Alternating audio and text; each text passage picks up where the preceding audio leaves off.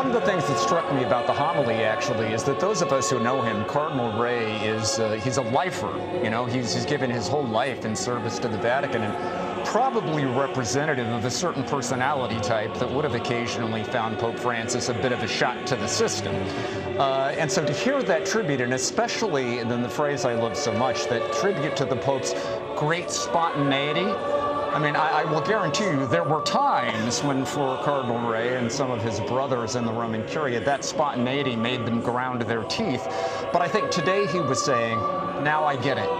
Now I understand. And, you know, and when he said in his homily, the guiding thread of Pope Francis's mission was his conviction that the church is a home for all, a home with its doors always open.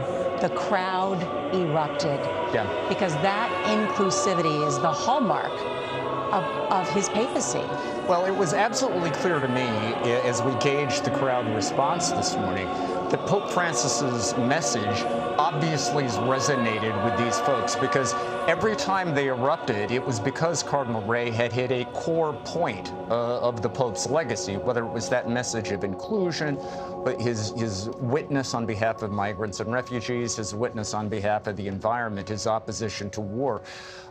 That was so much at the core of what Pope Francis was about, and it was also at the core of the reaction we heard this morning. It was almost as if this crowd was saying yes, yes, to what Francis had represented. I would agree there. You know, it's quite amazing that Cardinal Re was mentioning these things in front of some of those political leaders.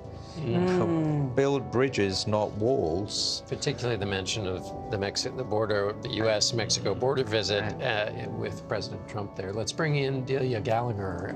Delia, your reflections on the homily. Well, I agree entirely with what you've been saying. You know, it's not usual that people clap during a homily at Mass. And I think that that was also part of the delivery of Cardinal Re. It was so powerful, and it was a spontaneous response to what he was saying. And as you mentioned, to have those things be said with all of the heads of state internationally present is quite something. Delia Gallagher, thank you. Let's listen in.